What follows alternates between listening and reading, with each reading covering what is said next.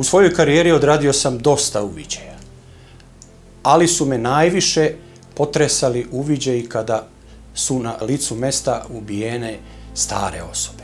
Da li su to bake, deke, nebitno je, ali kažem opet, pitao sam se na licu mesta kada sam došao, čime su to ti stari ljudi zaslužili pred kraja svog života da tako završe. Jedan takav slučaj desio se u oktobru 1996. Bilo je popodne, sedao sam u svojoj kancelariji i pozvao me kolega iz 8. odeljenja i rekao mi da se spremim da imamo ubistvo u Ustaničkoj ulici. Naravno, kao i svaki put, za svaki uviđaj, ja se pripremim svoju opremu, uobičajenu koju nosimo prilikom vršenja uviđaja, to su znači obavezno neseser, kompletno opremljen, to je fotooprema i naravno kad su u pitanju takva teška krivična dela nosili smo i kamere da bismo na licu mesta uradili video zapis. Seli smo u auto, bilo je kišovito vreme, napolju je bila strašna gužva i jedva smo se probijali kroz vozila da bismo došli u Ustaničkoj ulici kod broja 139, gde smo ugledali policijsku patrolu opštine Voždovac koja je obezbeđivala lice mesta. Prišao sam kolegi i pitao ga o čemu se ovde radi. On je rekao da je tamo u stanu zatečena, ubijena starica. Zahvalio sam mu se, spustio sam tu ispred vrata koja su bila poluotvorena, svoj neseser i svoju opremu i ulazim ja i kolega u stan. To je bio jedan stan u prizemlju. To je velika zgrada, u tom prizemlju bilo je još jedno 7-8 stanova, verovatno, nisam siguran, ali ono što zatičem u hodniku stana, to je jedna devojka Marija Bogdanović. Ona je u to vreme imala 19 godina. Bila sam u gradu, kada sam se vratila kući, baku sam našla mrtvu. Moja baka je ubijena, izbodena. Bila je zbunjena, uplašena. To su osjećaji koji sam ja primetio gledajući u nju. Drhtale su joj ruke, stajala je i na pitanje zašto tako reaguje, ona kaže ja sam bila u šetnji, došla sam i u stanu, u dnevnoj sobi sam zatekla moju baku koja leži pod trbuške i koja tog momenta nije davala nikakve znakove života.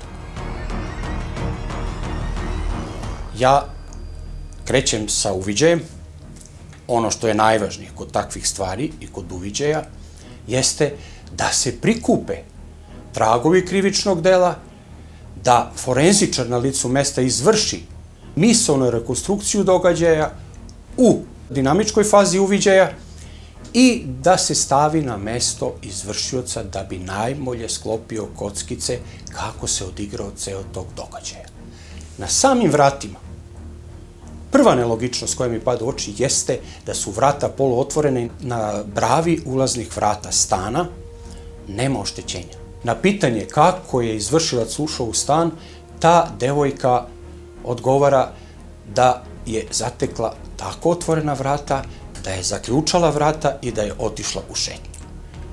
Donosim, odnosno izvlačim zaključke, da je u stan mogao da uđe neko ko ima original ili podešeni ključ, ili pak da je baka pustila nekog koga je poznavala.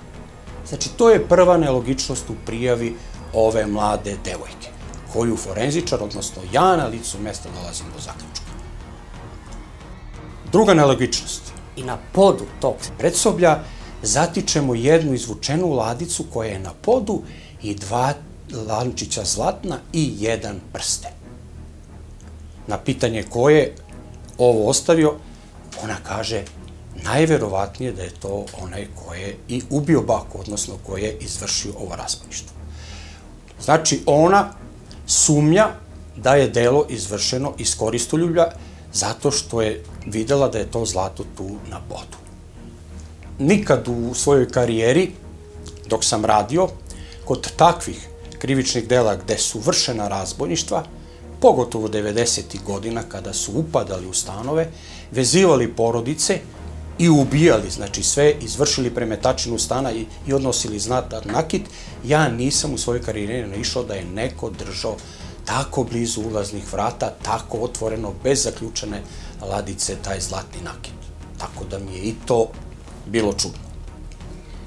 Naravno, to sam odmah pozvao kolegu i ukazao mu na tu činjenicu. On je pogledao i rekao da, i meni je to, kolega, jako sumnjivo, pogotovo ovo sa ulaznim vratima, a sada imamo i ovaj dodatni moment za ovo iz moje prakse.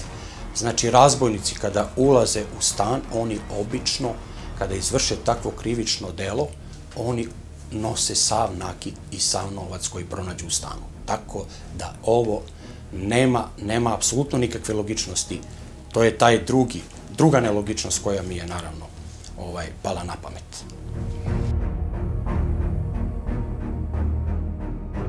Opet sam pitao, znači, čiji je ovo nakit, ona je rekla da je to babin nakit, da je baba tu držala nakit i zlatne stvari, tako da sam ja pogledao kolegu, pogledali smo se čudno, zašto tako, zašto baš taj nakit tu u predsoblju stana. Ali dobro, opet i to nije zaprepašćujuće, nakit ko nakit, ja nisam sretao, ali se moglo naći negde u praksi, verovatno da neko i tako drži taj nakit. I sada ulazimo dalje.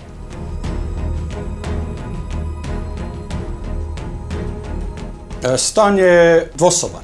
Dolazimo hodnikom, pa je onda desno dnevni boravak, zavesa deli kuhinju i dnevni boravak i desno je spavaća soba. To su te prostorije koje smo tu zatekli, ali stvar koja me je zaprepastila, znači koja je na mene i na kolegu ostavila veliki utisak, jeste kada smo prišli telu pokojne Kosare Bašević. Kosara Bašević je imala 72 godine, jako, znači vitalna starica, zatečena je po trbuške. Između troseda i jedne fotelje, ne mogu tačno da se sad setim, je na podu dnevne sobe, znači, ležala baka Kosara, bila je u majici kratkih rukava i majica je bila navučena, tako da mi prvim onim vizuelnim pregledom, znači, tela nismo mogli da vidimo o čemu se radi. Bili su tragovi krvi na majici iz polja, ali smo se zapanjili kada sam ja prišao i kada sam podigao majicu. Tada smo videli bezbroj uboda nekim oštrim predmetom. Tada, pored starice, mi nismo pronašli nož. Kada smo okrenuli staricu napred, i tu je bilo dosta uboda nožem, ali najpečatljiviji su bile dva duboka uboda u predelu srca. Ja sam kolegu tad pogledao, ja sam mu šapnuo i rekao, ovo može samo da uradi ženska ruka. Ja sam rekao kolegi Mrviću da pozove ljude iz 3. odeljenja UKP-a koji su radili na ubistvima, da dođe i da obavi razgovor sa Marijom Bogdanović, unukom baka Kosare. Oni su i došli i nakon toga su je oni odveli da obave informativni razgovor, da da prijavu na zapisnik, a mi smo naravno ostali da radimo uviđaj na licu mesta još 3-4 sata posle toga.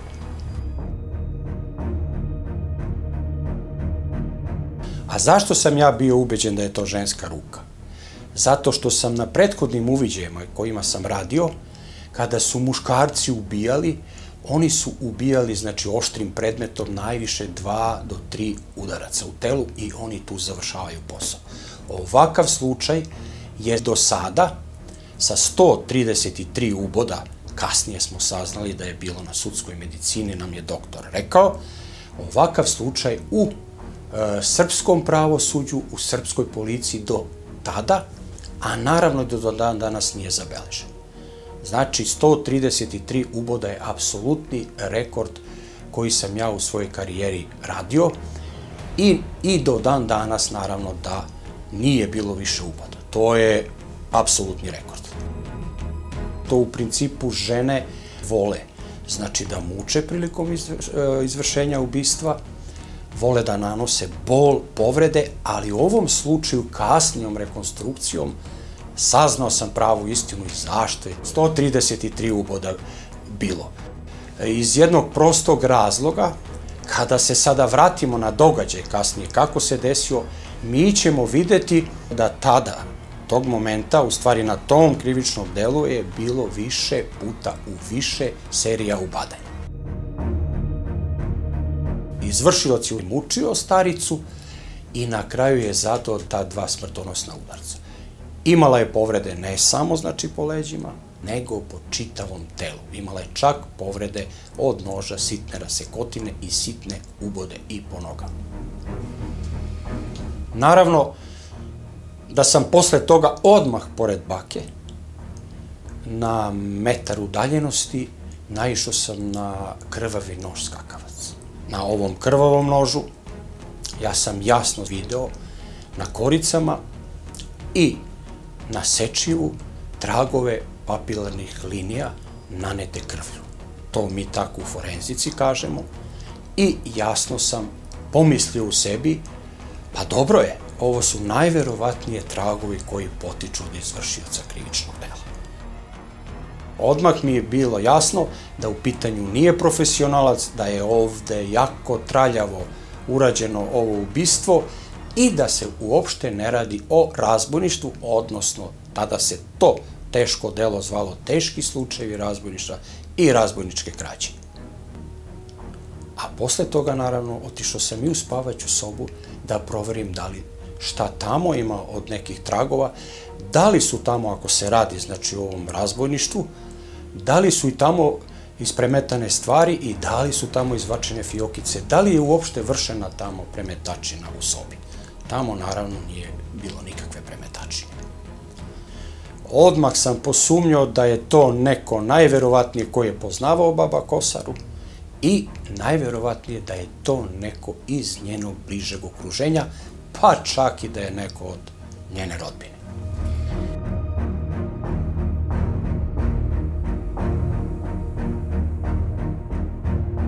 Uviđaj može da traje dan, dva. Ovde je to trajalo 5-6 sati, znači kompletan pregled lice mesta, kompletan pregled svih površina podesnih sa kojima je izvršilac mogao doći u kontakt prilikom izvršenja krivičnog dela. Tu se nalazi dosta otisaka, ali se, kažem, zato kasnije vrši eliminacija tih otisaka i ono što vam ostane, što nije od ukućana, bi moglo da bude da ti tragovi papilarnih linija potiču eventualno od izvršioca. Nije sigurno, ali je moguće. Na svim, znači, tim stvarima koje su razbacane po podu, čak i na ovim zlatnim stvarima gde su površine podesne, gde nisu male površine, gde može da ostane otisak, i na njih smo tražili otisak papilarnih linija, naravno na celoj kuhinji, naravno na svim vratima, na ulaznim vratima stana, kompletno, znači pregled, mazanje, kako bi mi forenzičari rekli, kompletno krečenje ulaznih vratima magnetnim prahom i svim drugim koji izazimamo tragove papilarnih linija. I ne samo ulaznih, nego, kažem, to je posao gde radite dugo i gde morate ceo stan detaljno da pregledate na tragove papilarnih linija, na biološke tragove, na ostale fizičke tragove. Ima tu mnogo tragova, kompleksan je to posao, kompleksan je uviđaj, imate mnogo tragova na licu mesta, tipičnih, atipičnih i tako dalje. Prve udarce ovde po nama baka Kosara je zadobila sa leđa. Znači, imala je više tih sitnih uboda sa leđa, a nakon toga, kada se okrenula, jer ona se tu i branila, naravno, na rukama njenim postoje povrede od noža, to su takozvane odbrambene povrede, i kada se ona okrenula da se brani, ona je dobila ta 2 jaka uboda u predelu srca, ali prvi položaj baka Kosare, kada je ušla u stan, kada je njen izvršioc sačekao, on je zadao prve udarce po položaju tela na leđima. Po mojoj pretpostavci, njen izvršilac je bio, znači, iza te zavese koja je delila dnevni boravak i kuhinju, sačekao je da baka uđe u stan, izašao je s leđa sa nožem koji je pripremljen za izvršenje tog krivičnog dela i onda je počelo to ubadanje, taj krvavi pir, kako se kaže. I tu je baka Kosara zadobila prve udarce u leđa, ona je pala, okrenula se u stvari prema napadaču, onda je pokušala verovatno da zaustavi te udarce, uhvatila je jednom rukom nož gde je posečena na ruci i ta dva druga udarca koja su bila duboka, verovatno su bile takve teške povrede da je ona pala na podu. I tu prskanja nije bilo, zato što je to bodeno preko majice koja je apsorbovala to prskanje krvi, tako da tu mi nismo imali prskanja krvi po zidu, imali smo samo slivanje krvi na podu. Kada smo podigli telo Kosare, onda je na podu bila lokva krvi. Gledali smo kupatilo, međutim kupatilo je bilo čisto, ništa se tu nije dešavalo, tako da se kod takvih uviđaja na takvim stvarima vi ste dužni da prikažete, odnosno da fotografišete kompletno lice mesta, kako sobe u kojima ste pronašli tragove, tako i one druge u kojima niste pronašli tragove. Fiksirate njihovo zatečeno stanje, odnosno onako kako su zatečeni. Da sutra, kojim slučajem, ukoliko baš ne vidite na licu mesta, analizom tih fotografija, možete da pogledate i da vidite nešto što vam nije onog momenta dok ste radili uviđaj zapalo za oko, analizom tih fotografija, naravno i analizom video snimaka. Na samom nožu, malo pre sam naveo da smo pronašli i fiksirali tragove nanete krvlju, ali je interesantna stvar da izvršilac koji je to uradio nije na nijednom drugom mestu prilikom izlaska iz stana ostavio tragove krvi, računajući na bravama od jedne sobe kada je izlazio iz dnevnog boravka, na ulaznim vratima stana, nigde mi, u kupatilu, na primjer, nigde mi nismo pronašli tragove krvi.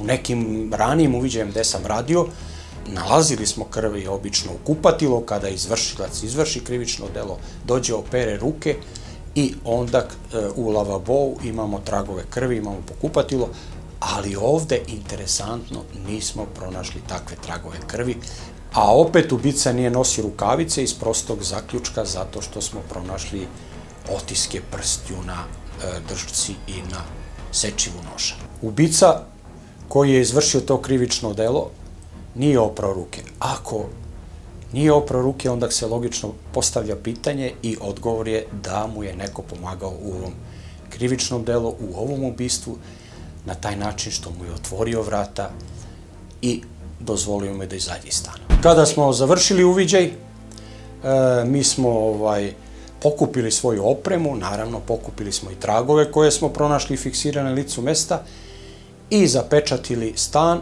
vratili se u odeljenje i nakon toga počinje pisanje izveštaja, počinje formiranje dokumentacije i počinju razvrstavanje svih tragova koji smo pronašli na licu mesta. Kada sam pronašao taj nož, odmah, golim okom se vidi tragovi papilarnih linija koji su nanešeni krvi.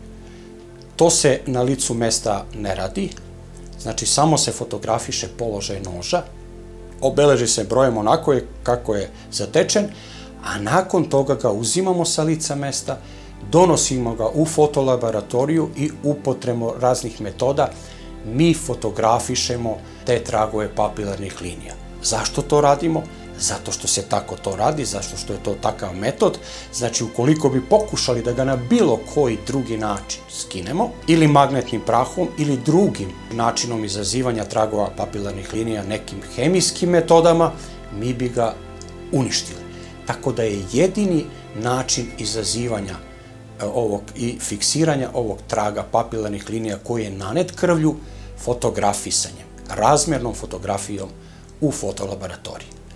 Kasnije se naravno fotografisan taj trag, imao je dovoljno karakteristika na njemu da bi trag bio pouzdan, da može da se veštači, da može da se radi njegovo veštačenje i da se upoređuje sutra sa tragom na licu mesta od izvršioca.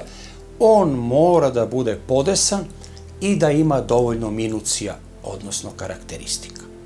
Za identifikaciju otiska prsta potrebno je 12 karakteristika, 12 minucija, da bi se sa sigurnošću rekao da taj prst, odnosno da taj otisak prsta potiče od tog i tog izvršioca ili od tog i tog čoveka.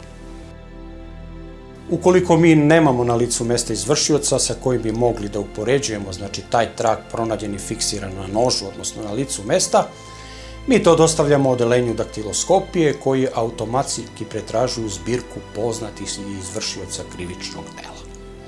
Oni to rade, a naravno da mi u stanu uzimamo otiske prstiju od svih prisutnih na licu mesta, od članova porodice, a naravno vršimo i daktiloskopiranje NN leša, u stvari ta bakica je poznata, ali uzimamo otiske desetoprsno, znači svih 10 prstiju kako bismo izvršili u stvari eliminaciju tih tragova. Odmah smo uporedili otiske unuke Marije Bogdanović sa tragovima papilarnih linija na nožu i odmah smo odbacili te tragove da to nisu otisci na nožu od Marije Bogdanović. Mi na licu mesta, kada radimo, mi kompletno pregledamo stan na otiske prstiju na tragove papilarnih linija. Odeljenje daktiloskopije se bavi time da radi registraciju i identifikaciju lica i leševa. Oni su uzeli te otiske i odmah su počeli da upoređuju, kao što sam malo pre rekao, sa otiscima poznatih izvršioca krivičnog dela. Na kvaki od ulaznih vrata stana i sa spoljne, naravno i sa unutrašnje strane, nismo mi pronašli tragove papilarnih linija. Tako da nismo mogli da upoređujemo tragove sa noža. A i da je bilo, opet malo pre sam pričao, da je bilo na vratima tragova od izvršioca, oni bi ostavili na kvaki krvavi tragovi papilarnih linija, odnosno ostali bi tragovi krvi na kvaki od ulaznih vrata stana kada je izvršioc napustao, odnosno odlazio sa lice mesta. Tako da tu nismo pronašli tragove papilarnih linija. Mi nismo pronašli nikakve druge tragove, jedino ovaj trag na nožu je taj trag koji nas je direktno doveo do izvršioca ovog teškog krivičnog dela. Njegov trag i trag sa noža su se poklapali. To je neoboriv dokaz da je to lice učestvovalo u tom izvršenju krivičnog dela, pogotovo ukoliko se nađu, znači ako vi pronađete tragove papilarnih linija, a i njihov položaj odgovara na nožu, onda vi vršite tu misaonu rekonstrukciju, znači da je neko tim nožem ubadao, čak i položaj prstiju ako vi imate na koricama noža, znači položaj prstiju i ako imate deo dlana ili deo prsta palca, kako je držano i kada se ruka skliznula prilikom ubadanja, vi tu imate, znači domali prst, mali prst, to je automatski, vi izvršite rekonstrukciju kako je bilo to ubadanje. I to je neosporan dokaz i dan danas, znači otisci papilarnih linija su neoboriv dokaz. Naravno, u to vreme nije bilo DNK, tako da su oni bili i najdragoceniji i najjači. A kako smo mi došli u stvari do uklapanja i do pronalaska izvršioca ovog krivičnog dela? 2 nedelje nakon ubistva, za ovo teško ubistvo, uhapšene su unuka baba Kose Marija Bogdanović i njena najbolja školska drugarica Nataša Novaković. Tada 19-godišnjakinje su u istrazi priznale da su izvršile ovo teško krivično delo. Istraga je dokazala da je Marija Bogdanović dala ključ svojoj najboljoj drugarici od stana, Nataši Novaković, i kada je ona krenula sa bakom da prošeta, Nataša Novaković je iskoristila i ušla je u stan i sakrila se iza zavese. Sačekala je da se one vrate u stan sa bakom. Kada su ušle u stan, baka Kosara je išla napred, ušla je u dnevni boravak i onda je ona počela da je bode nožem u leđa. A Marija Bogdanović je stajala i čuvala je stražu, odnosno gledala je taj čin obadanja. Kada je baka pala, onda su one otišle u spavaću sobu i sačekale neki trenutak. Međutim, Marija nije bila sigurna i činilo joj se da je baka živa i onda je govorila Nataši da još jednom ode, da je ubada, jer joj se čini da je baka živa. Ova je naravno tako i uradila, došla je, pa je drugi put je, znači, Nataša bode i ponovo se vraća u spavaću sobu, ponovo tu sede, one pričaju i onda ponovo Marija kaže da još uvek misli da je baka živa i ova izlazi i po treći put bode baku. Tako da je tim ubadanjem na sudskoj medicini izbrojano tačno 133 uboda. Opet kažem, u analima srpske sudske prakse, srpske policije, nezabeleženo do tada. Nakon tog izvršenog krivičnog dela, ona izlazi iz stana, ovo joj otvara, znači, vrata i nakon toga ona zove policiju da prijavi ubistvo svoje bake, odnosno da prijavi teške slučajeve razbojništva i razbojničke krađe, kako je ona tada rekla, da je izvršeno, da je ona otišla da šeta i kada se vratila, zatekla je svoju baku mrtvu u dnevnom boravku.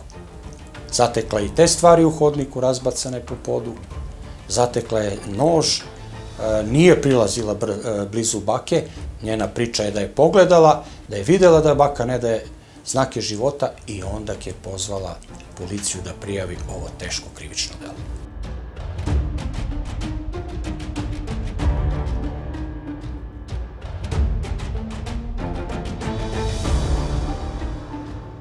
A zašto su one ovo uradile? Zašto su skovale ovakav monstruozni plan? One su bile u emotivnoj vezi. Bile su lezbijke, što je na suđenju i jedan i drugi advokat, i advokat Nataše i Marije, tvrdile da su one duboko u emotivnoj vezi. I tu spora nije bilo, naravno. Baka Kosara jedno vreme im je po priči zabranila da se druže, zato što je posumnjala i jednog momenta ih je videla u nekim čudnim radnjama i onda je zabranila da se Marija druži sa Natašom. Išla je čak i do fakulteta da prati Mariju, da je Nataša ne prilazi, ali najveću grešku je baka Kosara napravila kada im je zabranila da idu u Italiju. One su trebale da odu u Italiju da žive kod roditelja Nataše. Oni su radili tamo u Rimu u našem diplomatsko-konzularnom predstavništvu. Tu je baka Kosara napravila veliku grešku i one tada donose odluku da je ubiju. One su priznale zločin, i jedna i druga, u istrazi. Međutim, na suđenju su porekle. Nataša Novaković je ispričala da je Marija Bogdanović na nju imala jako veliki uticaj. Ubila sam Kosaru jer me Marija nagovorila. Bila sam pod uticajem njenih čarolija. I da je ona njoj rekla da jednom moraju da se reše bake, da ubiju baku. Međutim, na suđenju nije dokazan motiv tog ubistva. Pričalo se da je to motiv ubistva, ta emotivna veza, odnosno njihovo lezbejstvo. Pričalo se da se radi o vudu magiji. Interesantan slučaj jeste taj kada se prilikom pretresa stana Nataše Novaković u njenom stanu u Saksiji za cveće pronađene 2 vudu lutkice od vazelina koje su bile probodene iglama ili onim malim iglicama. Na jednoj je bila slika baka Kosare, a na drugoj je bila njihova omržena učiteljica iz škole, odnosno nastavnica iz škole. Morala sam špenadlama da izbodem vudu lutkicu koja je predstavljala babu. Marija me naterala da priznam da sam je ja ubila. Mislim da je ona ubila babu pod uticajem svog dečka koji je vođa jedne sekte. Ta sekta okuplja nevine devojke. One koje s njim izgube nevinost morale su da podnesu ljudsku žrtvu. Treće je bilo da je ubistvo izvršeno, kaže, klasično ubistvo, znači nisu ova dva motiva prethodno dokazana. Znači ne radi se ni o kakvom ritualnom ubistvu, ne radi se o ubistvu iz ljubomore i strasti, nego se radi o klasičnom ubistvu. Tako je u presudi glasilo. Nisam znala da Nataša ima tako bujnu maštu. Moj dečko se nije dopadao Nataši. Ona je imala dečka, ali je pokazivala ljubav prema meni, često me je ljubila i dodirivala. One su osuđene na minimalne kazne zatvora. Nataša je dobila 10 godina, Marija je dobila 8 godina, iako je u tom periodu za ovako teško krivično delo bila predviđena smrtna kazna. Sud se u izricanju presude, u prvostepenoj naravno presudi, rukovodio time i dao im takve minimalne kazne računajući na njihovu mladost, zato što su mlade i da do sada nemaju nikakve mrlje u karijeri. Naravno, tužilaštvo se žalilo i Vrhovni sud Srbije je kasnije preinačio te presude. Nataša je dobila 12 godina, ova druga je dobila Marija 10 godina i negde 2006. je Marija izašla, znači, sa robije, a ova je 2008. i od tada im se gubi svaki trag. Komšije tamo ne znaju nije za Mariju gde je otišla. U tom stanu posle ubistva živela je njena majka, koja je tamo držala dosta mačaka, životinje i tako dalje. I posle toga se preselila negde, otišla je, taj stan je prodala u stvari Marijina majka i ne zna se ništa šta je dalje bilo sa njima. Zajedno su ležale u Požarevcu, u Zabeli i ni do dan danas, kažem, nije rasvetljen motiv tog ubistva. Ono što je bitno i ono što mene u ovom slučaju raduje, to je što su na osnovu mojih pronađenih i fiksiranih tragova na licu mesta, koji pripadaju Nataši Jovanoviću i koji su kao jak dokaz u sudskom postupku, ona osuđena na tu kaznu zatvora od 12 godina.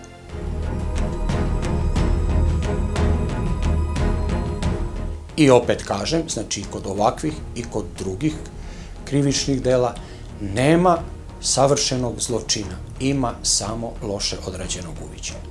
I kako bi mi forenzičari rekli, na tim uviđajima svi gledaju, samo mi vidimo. I još jedna floskula koja se vezuje za mene iz 90. godina. Svi beogradski kriminalci su govorili jednu kletvu, da Bog da ti čak i radio uviđaj.